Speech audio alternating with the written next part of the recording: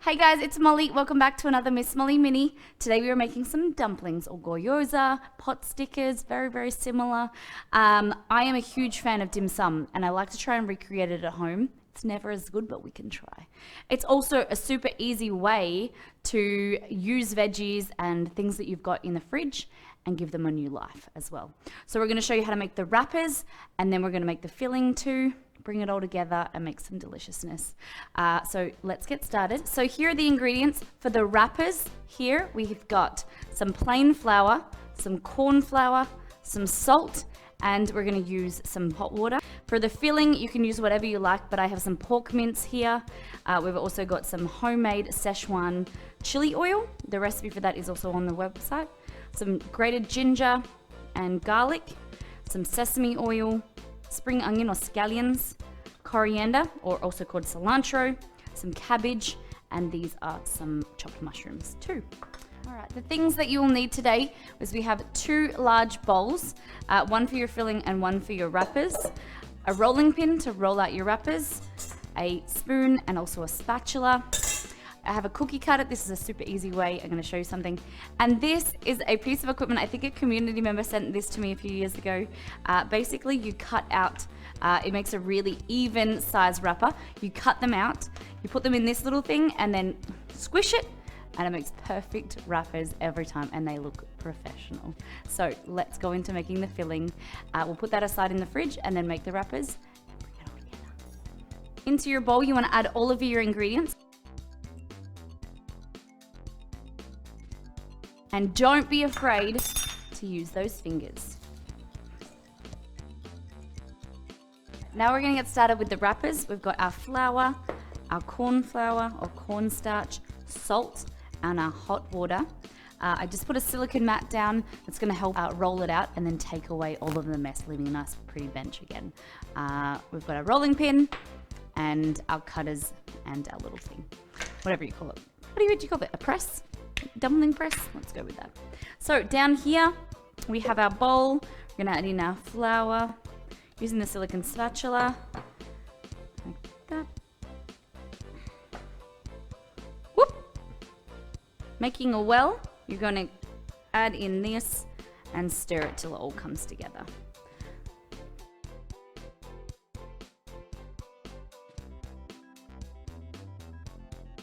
And there's 2 ways of doing this. So you can divide this into 36 pieces or you can cut it into multiple pieces, roll it out, and then cut this out. So I'll show you the first way. Roll it into a bowl like that. Using your rolling pin, start from the middle and roll out. This will give you nice edges that are a little bit thinner and then thicker inside the middle, like that. But this is really ununiform, right? So the other way that I was suggesting is use a cookie cutter like this. Perfect.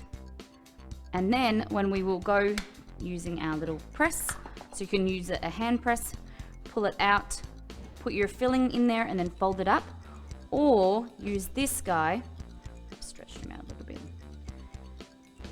Stretch it like that. You put your filling in, fold it up, and then as you press it, it'll give you nice crimped edges. So we're going to continue doing all that.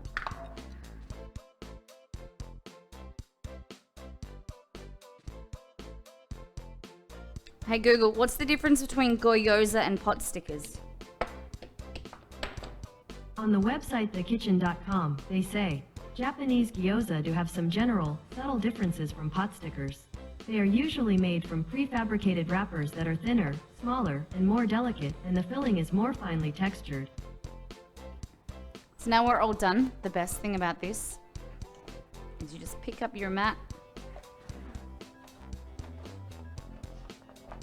and your benches are clean. Just scrubbed out the filling from the fridge and we're going to get started. So we'll go back down here. Got your filling like that. Use this thing if you want to do this. So you just need to stretch these wrappers out like that to the edge. Using a teaspoon, we're just going to fill them. So this guy needs to minimal filling. And then you just go like this, push it in. You could trim off the edges if you wanted to. but look at this. Bring it out gently. Whoop. Look at that. Little dumplings. The other way is to have your less uniform shaped wrapper like this. Hold it in your hand and hold it like that. And then just a little bit like this in the middle. Bringing the edges together. In the middle like this. Pinching like that. They don't look as good, but they just taste the same. You can pinch and do all this fancy pinching like that if you want, but end of the day, meh, they're all good. Continue with the rest. I think we'll use this. It looks a little bit prettier.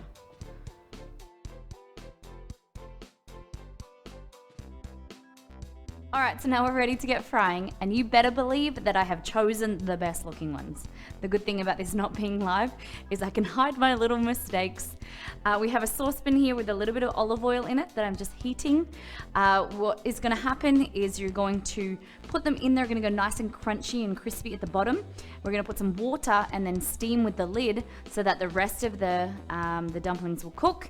Take the lid off, make them ensure that they're crunchy, and then we're gonna serve them with some dipping sauce. All right, so let's go down here. So put some olive oil like this.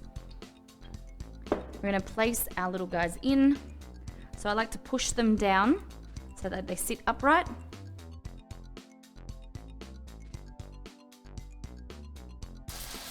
A bit of water into there.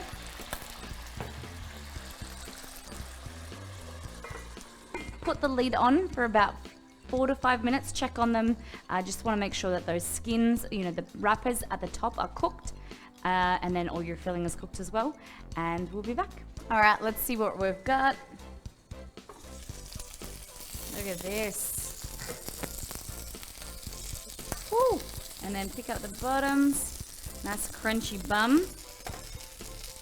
I'm just going to transfer it to a plate. A little bit chewy, the wrappers. Beautiful, fragrant, delicious inside. You can make them vegetarian, vegan, whatever you like. There you go. There's your dumplings with your soy sauce, chili, Szechuan chili oil, and rice vinegar. Nice crispy bums. Chewy. Let's have a taste. Ooh. Dip it in here. Drop it.